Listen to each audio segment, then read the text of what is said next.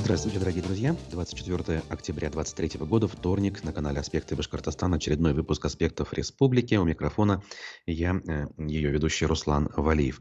И сегодня у нас традиционный обзор республиканских событий, который отталкивается от публикаций наших СМИ, как нашего любимого издания «Аспекты», так и других наших коллег, включая даже государственные издания. Послушаем небольшой аудиофрагмент, поговорим о том, что нас ждет. Ну а я напомню, что трансляция у нас идет в YouTube, в прямом эфире только в YouTube, ну а в записи после вы сможете посмотреть нас ВКонтакте и Одноклассниках, а также в Телеграм-канале, безусловно. Поэтому, неважно, где вы нас смотрите, слушаете, пожалуйста, ставьте свои лайки и пишите комментарии, вопросы задавайте, как говорится. И вот уже Руслан Гельманов, Сарян, Башкортостан, пишет нам уже, скажем так, не в первый раз, а уже, наверное, в несколько сотый раз. Вот, спасибо вам за это. Поэтому давайте мы тоже с вами уже и приступим, собственно, к содержательной части, к делу.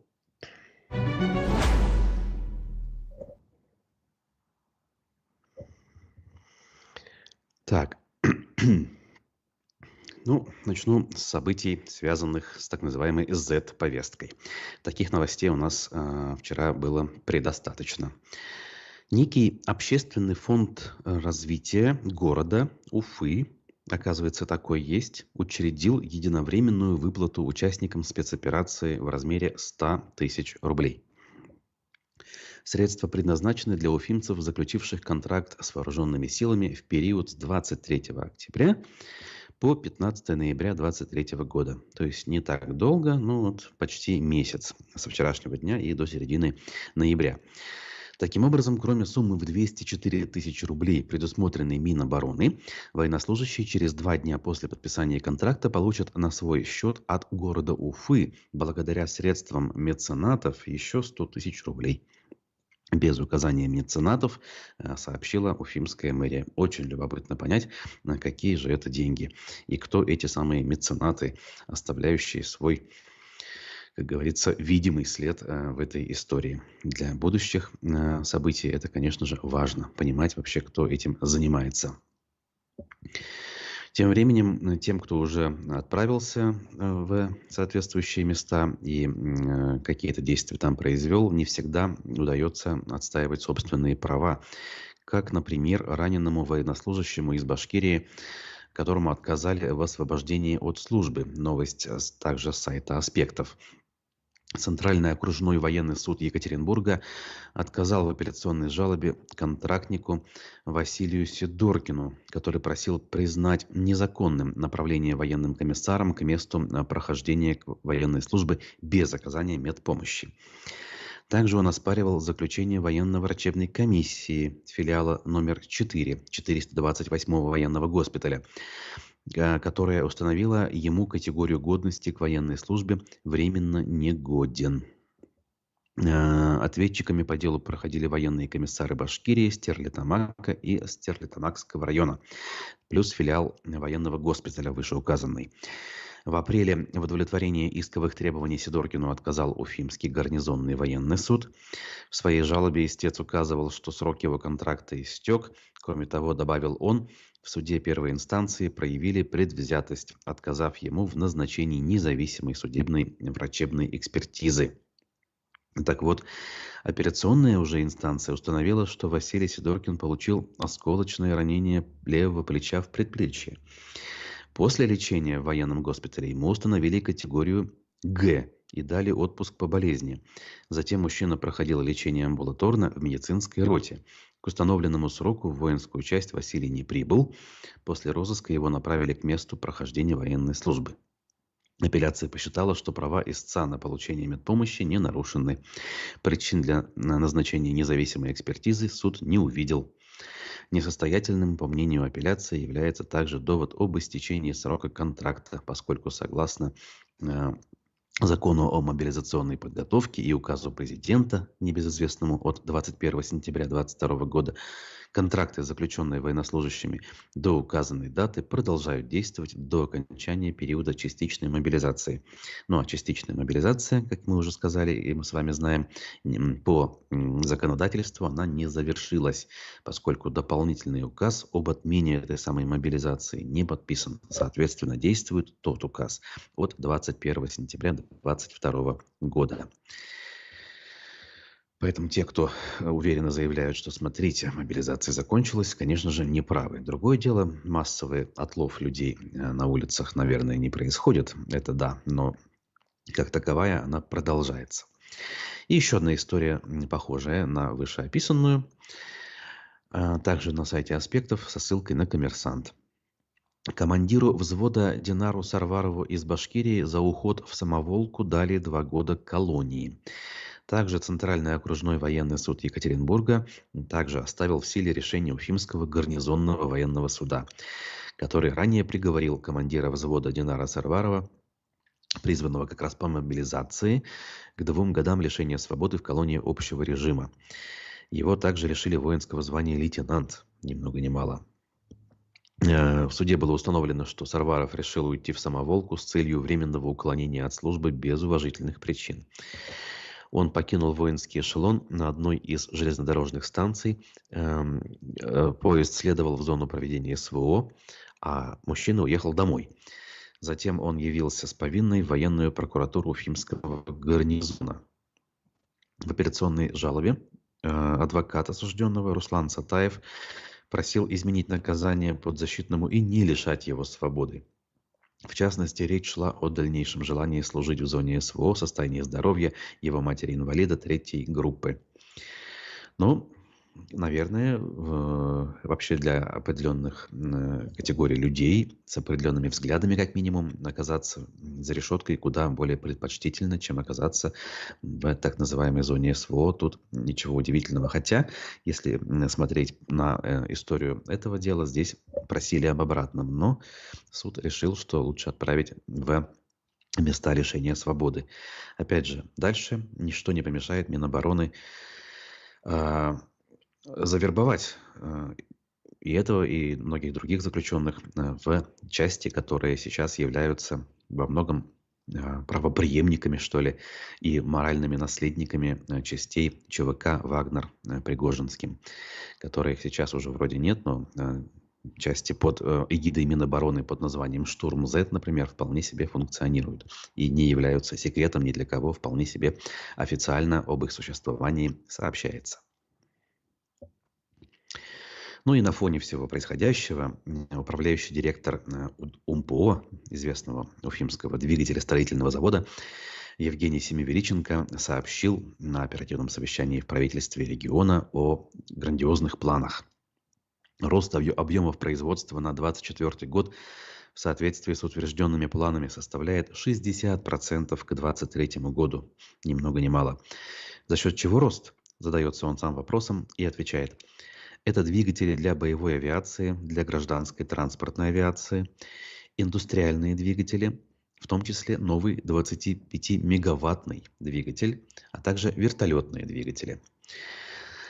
По словам Семивеличенко, для выполнения производственной программы УМПО необходимо увеличить штатную численность персонала на 4800 человек с нынешних 8200 до 13 тысяч. Предприятию нужны станочники широкого профиля, операторы станков с программным управлением, слесари, токари, фрезеровщики и рабочие других специальностей. Спрашивается, где их взять в этих условиях, когда в других местах, как говорится, людей не хватает. В других местах имеется в виду те, о которых мы говорили чуть выше. Марс Шарипов, привет, Уфа, пишет в чате. И вас приветствую, Марс. Ну, а я двигаюсь дальше. У нас есть еще 2 серьезные новости. Не могу на них не обратить внимание. Суд в Казани отправил в следственный изолятор журналистку татаро-башкирской службы американского издания «Радио Свобода» Алсу Курмашеву. Значит, вчера решение было принято. Срок ареста составляет 1 месяц и 17 суток. Ну, традиционные примерно сроки. Это для того, чтобы следствие велось, а человек не мог бы этому самому следствию якобы воспрепятствовать и не мог бы покинуть как бы место жительства. Значит, задержали журналистку вообще изначально 18 октября. Ее подозревают по части 3 статьи 330 Уголовного кодекса. Это неисполнение установленной законодательством обязанности по предоставлению в уполномоченный орган документов, необходимых для включения в реестр иноагентов, совершенное лицом, осуществляющим целенаправленный сбор сведений в области военной и военно-технической деятельности России, которые при их получении иностранными источниками могут быть использованы против безопасности Российской Федерации. Таким образом, делаем вывод, что журналистка задержана и преследуется по уголовному делу за недонос на саму себя. И это, как говорят журналисты, журналистское сообщество, это первое подобное дело. То есть статья уже была, а дел таких еще не было, и реального преследования не было, и вот, пожалуйста. По мнению Следственного комитета, Курмашева должна была предоставить документы для включения ее в реестр иноагентов. В то же время Минюст России по своей инициативе не включал ее в этот реестр. Это первое уголовное дело, я уже сказал. Значит, в начале 18 числа ее отправили в изолятор временного содержания. В пятницу 20 числа суд должен был избрать ей меру пресечения, но на заседании следователь просил отправить журналистку в СИЗО, однако представитель прокуратуры предложил продлить срок задержания еще на 72 часа. Именно задержание. Зачем? Непонятно. Дополнительно надо понимать, что Курмашева является гражданкой не только России, но и США. Последние годы она проживала в Праге, в Чехии, где находилась центральная, скажем, европейская редакция американского издания «Радио Свобода». Значит, там она жила со своим мужем и детьми. В середине мая этого года она приехала в Россию по семейным обстоятельствам. Ее задержали в Казанском аэропорту 2 июня, когда она ожидала рейс туда, обратно. У женщины изъяли американские и российские паспорта. Впоследствии мировой суд Казани оштрафовал ее за неуведомление российских властей о втором гражданстве. Ни много ни мало. На задержание и уже арест журналистки отреагировали правозащитники, журналисты, ее собственное руководство. Но мы, конечно же, понимаем, что подобного рода реакции в данном случае значения, к сожалению, иметь не будут. Так, вдогонку к новости про УМПО Рустем Агишев спрашивает, куда делся Чемезов с его Ростехом. Да слушайте, Ростех как минимум никуда не делся. А по поводу судьбы Чемезова я в последнее время ничего не слышу. Мало кого интересует на самом деле, видимо. Еще одна публикация, связанная, опять же, с подобной уголовной составляющей. Это публикация, посвященная, возможно, готовящимся, да, в принципе, почему возможно, уже запущенным новым процессом против членов запрещенной и ликвидированной организации «Башкорт». Заголовок: «Наши власти мстительные, злопамятные, коварные и боязливые». Публикация касается судьбы и возможного, опять-таки, я вот зачем-то говорю возможного, уже реального преследования одного из лидеров этой запрещенной организации Фаиля Алсынова. На минувшей неделе его задерживали, доставляли в Следственный комитет, где предъявили обвинения в возбуждении ненависти либо вражды по отношению к представителям других национальностей. Уголовное дело против активиста, как следует из документов, возбудили по прямому требованию главы региона Радия Хабирова и его подчиненных. Эксперты не исключают возможности возбуждения в ближайшее время новых уголовных дел против бывших активистов Башкорта. Значит, в деле находится выступление Алсынова на сходе в селе Ишмурзино, и есть в нем так называемый академический перевод его выступления на русский язык, поскольку выступал он на башкирском языке. Перевод подготовлен в БГУ, что уж там, Уфимском институте науки и технологий. И Значит, что он там говорил? Несколько лет назад, когда мы начинали общественную деятельность, такой сплоченности не было, сказал он. Когда организовывали сходы в защиту суверенитета, наименование должности президента башкирского языка, народ был равнодушен, напомнил он в своем выступлении. Говоря о карьерах, образовавшихся в Зауралье в результате золотодобычи в заброшенных деревнях, активист, согласно переводу академическому, заявил: «Какая нам выгода от этого? Наши парни уезжают, головы кладут, погибают. Ведь тут даже мужчин не остается, могущих наши земли защитить. Женщины-старушки ведь только остались.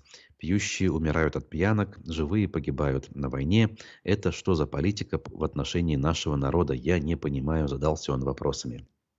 В общем, в таком духе на злобу дня он выступил, и это дело, и эти слова, точнее, легли в основу этого дела.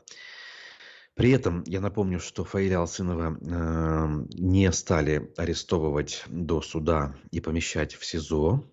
Меру пресечения выбрали в виде подписки о невыезде, и это дело в этом смысле отличается от других аналогичных, когда мы видели, что совершенно любого нашего с вами соотечественника, которого преследуют по похожим делам, но, мягко говоря, без разбора помещали в следственном изоляторе. Вспомним того же Айрата Дельмухаметова, который, надо сказать, ни на каких иенах даже особо-то и не выступал. Все, что ему вменяли, это было выступление в сети, в интернете. И вот Алсынов, или как по документам Алчинов, все-таки на свободе находится и продолжает, кстати говоря, публично вести интернет-ресурсы, страницу ВКонтакте, телеграм-канал, где рассказывает сочувствующим, а также единомышленникам все, что с ним происходит, соответственно, находясь ровно там, где и всегда находился, то есть у себя дома.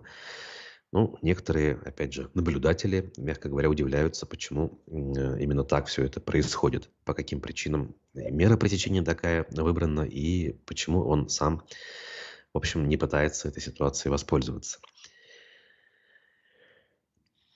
Дело Фаиля, как и многих других, это политическое преследование, Данил Мансуров нам пишет. И напоминает, что Гурулев, это депутат Госдумы, призывает уничтожать 1/5, по его словам, населения, которое против президента России. Это не экстремизм, не призывы к населению, к насилию, наверное, имел в виду наш зритель. Конечно, у нас же давно работает принцип, как говорится, друзьям все, остальным закон. А в нынешних условиях этот принцип, он втройне, я не знаю, в десятерне усилился, и уже давно никого не удивляют совершенно мрачные, дикие, людоедские высказывания наших депутатов Госдумы. Зато вполне безобидные высказывания обычных рядовых граждан могут приводить к очень серьезным и даже плачевным последствиям. Ну, нам остается освещать это дело, и я думаю, что в обозримом будущем мы увидим и услышим еще какое-то количество новостей на эту тему. Ну что ж, прежде чем перейти к оставшимся новостям, которые напрямую к серьезной повестке не относятся, давайте сделаем небольшую паузу. У нас в плане фрагмент. Вчера журналист, спортивный обозреватель Алексей Горюнов был гостем программы «Аспекты мнений» у Разифа Абдуллина. И о последствиях для большого спорта они в том числе говорили, о так называемом железном занавесе для спортсменов, который уже формируется, и чего от этого ждать, они также попытались сделать прогнозы. А я вернусь через несколько минут. Что ты можешь сказать о возможном запрете на выезд молодых хоккеистов за рубеж? Напомню, что на форуме «Спортивная Россия», что-то в этом духе в Перми... Россия спортивная держава. Да. Владимир Путин, обращаясь к Третьяку, сказал, вот я сейчас процитирую: «Вам со специалистами из Минспорта, и я уже много раз об этом говорил, надо понять, что нам делать с дельцами от хоккея, которые ребятишек еще со спортивной школы отбирают и тащат за границу». Он сказал, что у нас свободная страна, каждый человек делает свой выбор, и этому не нужно мешать, но также ясно, что это бизнес, причем бизнес не всегда отрегулированный и не всегда благородный. Я так понимаю, что примеры будут приняты. Естественно, у нас, как реагируют чиновники на любые слова президента, берут под козырек и начинают творить всякую дичь. Я не знаю, в чем будет либо полный запрет, либо какие-то Да, пока ограничения. конкретики пока нет, но уже и министр спорта сказал, что да, введем ограничения на выезд. Я с трудом понимаю, как это реализуемо. Это вот что означает для самих спортсменов? Ограничения, ну, это железный занавес, то есть как вот... Ну, то есть он Советский себя полностью не проявит. Нет, ну зачем? Ну они здесь, конечно, будут себя проявлять. Но у нас, как всегда, начинают не с того. Нужно здесь создавать такие условия, чтобы они никуда не хотели ехать. Ну, а речь о чем идет? О зарплатах или об Это же, игровой практике? О чем? Это же нужно работать. Мы же говорим о молодых совсем игроках. Состоявшиеся игроки едут в НХЛ, и они и будут ехать. Из Советского Союза бежали, а уж тут сейчас в наше время тем более не закроешь границы так, чтобы не уезжали. Речь именно о молодых ребятах. Во-первых, их не так много едет. На самом деле сейчас, потому что было время, когда там десятками уезжали каждый год в юниорские лиги, во все низшие лиги. Сейчас поменьше, несмотря на то, что международная обстановка не очень. Но, во-первых, едут сейчас только за океан, в Европе нигде особо наших не принимают. В хоккейных странах, по крайней мере, Скандинавия не принимает, там Чехия не... Ну, такой взаимный процесс, они уехали, и в то же время россиян не берут, да? Не получается? берут. То есть, ну, понятно, там взаимоотношения сложные сейчас. Не так много сейчас едет, потому что у нас есть молодежная лига, высшая лига, где есть лимит на возрастных игроков. В ВХЛ, наоборот, нельзя не более 5 игроков, по-моему, старше 29 лет. ВХЛ – это лига для молодежи, потому что большинство клубов состоят в отношениях с КХЛовскими клубами, и молодежь отправляют, вот как Тарос, да? Тарос-то входит прямо в вертикаль Салавата Юлаева.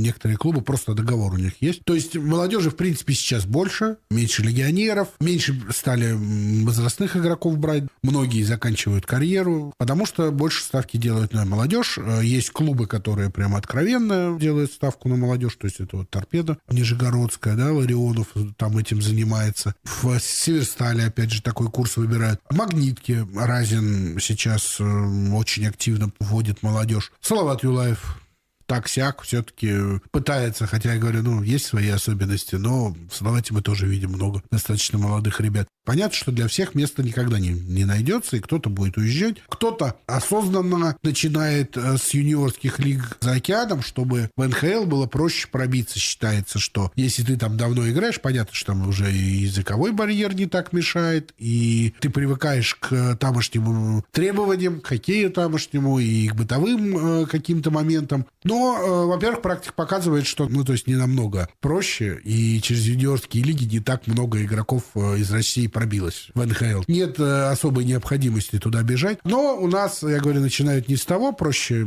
чего-то запретить, чем здесь способствовать тому, чтобы было больше клубов, которые развивают молодежь.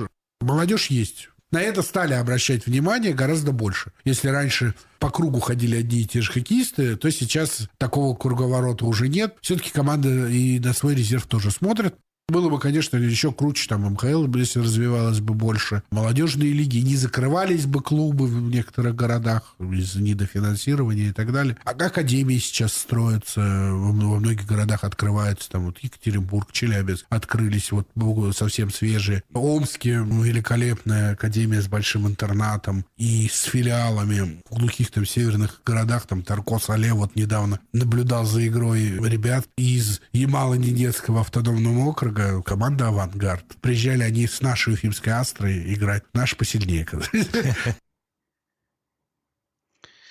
Ну что ж, это было мнение Алексея Горюнова, который был гостем программы «Аспекты мнений» вчера. Даниил Мансуров на этот счет пишет: скоро будет свой чемпионат мира, в котором будут регулярно побеждать. Ну да, об этом речь шла. В общем, и действительно, и Путин уже заявил же о неком альтернативном старте, который вот-вот уже вовсю готовится и позволит, дескать, людям выходить на эти старты. Хотя смысл какой без конкуренции это делать? Погружают страну в Северную Корею. Также выше написал Данил, с мнением которого вот не могу не согласиться, конечно, безусловно. А по поводу того, что нужно завалить письмами прокуратуру с жалобами на таких Гурулевых за то, что они в прямом эфире такую чушь несут. Ну, кстати, да, такая функция пока есть. Пока за это, кстати, не преследуют, поэтому можно это делать лишний раз, давая понять, что есть в стране люди, которые могут думать здравомыслящим образом. Пока так. Но со временем, мне кажется, за такого рода поступки могут уже и преследовать начать. Сегодня в программе «Аспекты мнений» у нас один из важных и умнейших политологов Николай Евдокимов. Не пропустите эфир в 11 часов утра. Совсем скоро. Вопросы тоже свои готовьте. Ну а пока у меня еще на засыпку, как говорится, несколько дополнительных публикаций. Дешевые, в кавычках, иномарки опять подорожали, а с ними и «Лада Веста». Уфа-1 анализирует ситуацию на автомобильном рынке.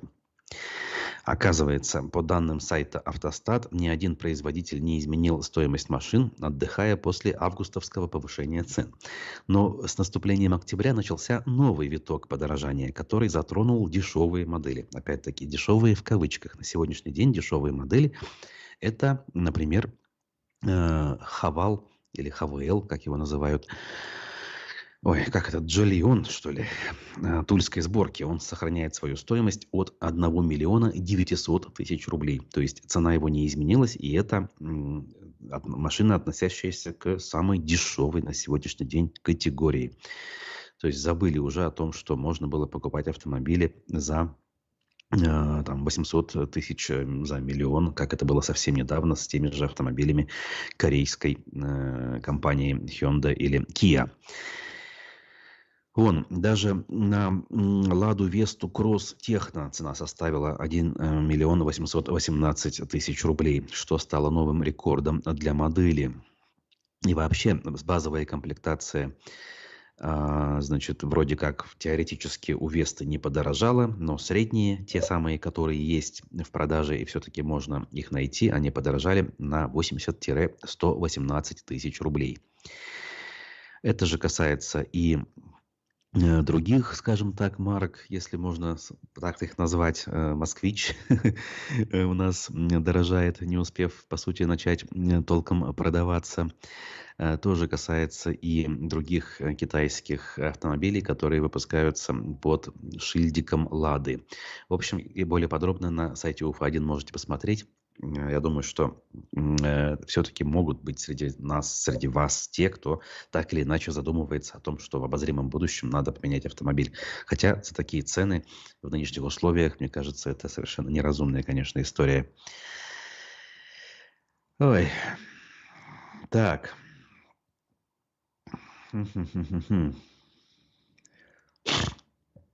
Дальше двигаемся.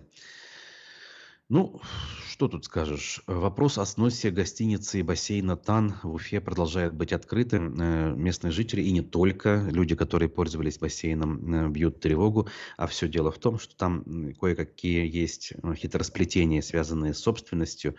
И может произойти то, что спортивный комплекс, который начали строить еще в 90-х, закончили в конце 2010-х, точнее нулевых, и люди пользовались им. Так вот, он может быть снесен по этой причине, и вместо него может появиться там очередная высотка. А высотками там и так вся территория вокруг уже застроена. Если там давно не были, обратите внимание. Это территория домов отдыха, санаториев советского периода. Там, по-моему, какой-то трест строительный имел свою базу. И вот вокруг уже одни высотки, и вот лишь одна, такая вот одно сооружение социальной направленности, его могут снести.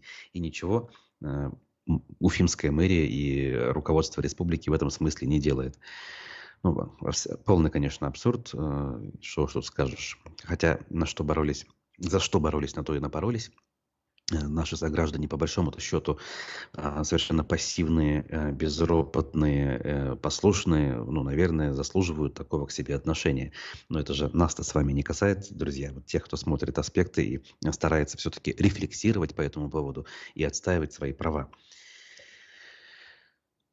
Тем временем Совет безопасности Башкирии возглавил ветеран ФСБ, серьезно изучавший поведение террористов. Такой заголовок приводит московский комсомолец в Башкортостане. Руководителем Межведомственного совета общественной безопасности, есть такой орган, где собираются представители силовиков и представители исполнительной власти во главе с руководителем республики.